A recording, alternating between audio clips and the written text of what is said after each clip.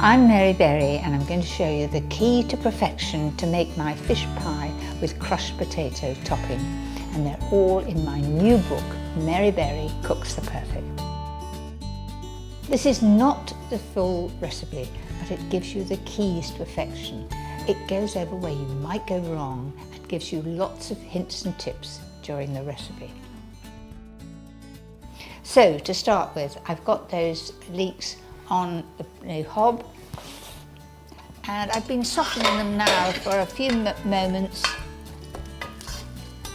and I've got some hot milk at the back. It always helps to have hot milk when you make a white sauce. So the leeks are in the pan, so is the butter, and now I'm going to add the flour.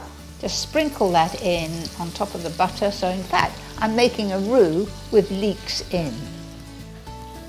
Be very careful that the leeks don't get brown, they want to just be soft. So in the pan, I've got the roux and the leeks. I'm now going to add hot milk. You'll get a really good sauce if you have hot milk. It'll go in and absorb more quickly. Cold milk takes longer. So let the first lot thicken.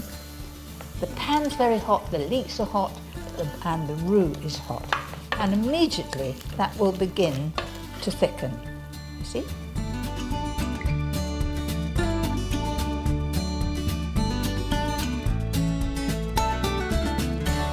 So go on adding the milk slowly. And once I've added all the milk, I shall put it back on the hob just to bubble up to make quite sure all those grains of flour have cooked. Now that looks a little bit thin, but as soon as I put it back to bring to the boil,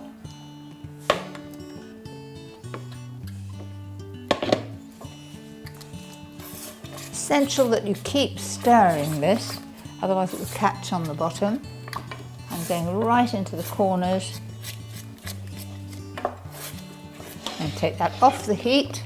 I'm going to add some lemon rind, finely grated, and some fresh dill. The flavour goes really well with the fish. And then while the sauce is very, very hot, I'm going to lift in the fish.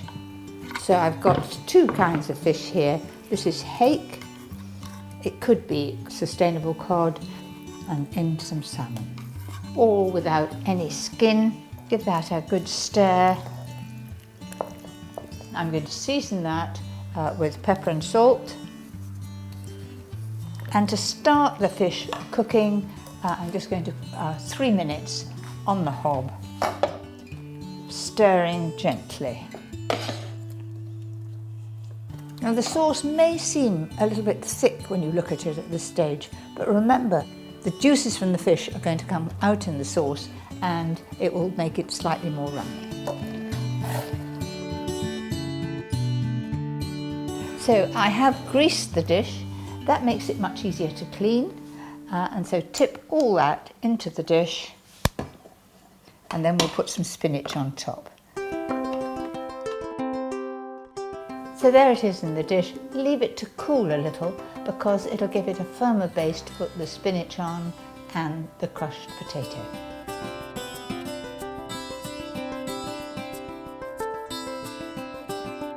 So now to the spinach, which I have wilted. I'm going to just put a layer of spinach on top. It's just to give a little bit of difference of colour. And if you were doing this for children and they're not very fond of spinach, you could always put the spinach at one end. So lastly to the crushed potatoes.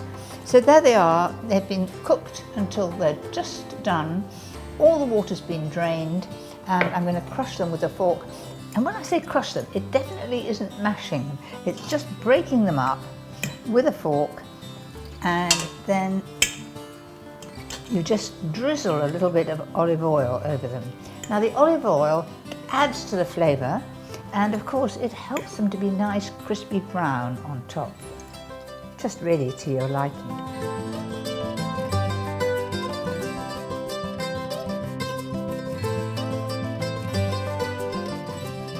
and a sprinkling of pepper and salt. And make sure that the olive oil is really well mixed in.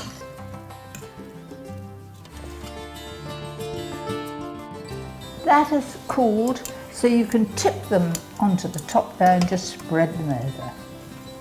You see how they've actually kept their shape. And it all looks quite informal and is a pleasant change from the classic mash. Gives a lovely rustic finish.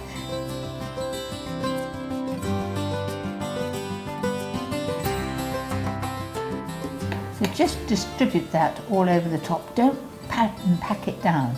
Leave it all nice and loose.